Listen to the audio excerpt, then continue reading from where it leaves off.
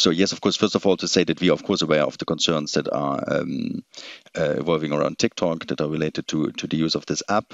I would expect discussions on the one hand about the Digital Services Act, which, as you know, is already enforced and will come into application during next year or the year after, depending on the size of the platform.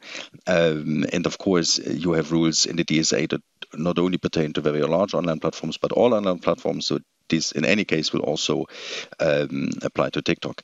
And then, of course, the personal data and the protection of personal data is a concern more generally, not only when it comes to TikTok, but it's very important to us, as you know.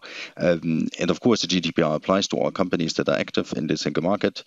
But you also know that the enforcement of the GDPR is the task of the national authorities, the national data protection authorities. So in this sense, yes, I would expect that this comes up, but also, you know, what our responsibilities are when it comes to the GDPR and its enforcement.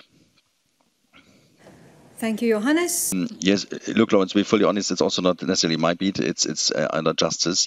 But once again, I mean, the enforcement of data protection rules is for national authorities, for the national data protection authorities.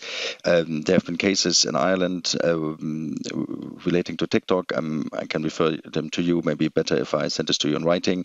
There was one in September 21, for example. But this is really for the national authorities. So better if you are in touch with them. What I meant is that you asked me what I expect to come up, and these, I think, are the topics that I would see coming up when it comes to TikTok. Thank you, Johannes. Any additional questions on this matter for Johannes?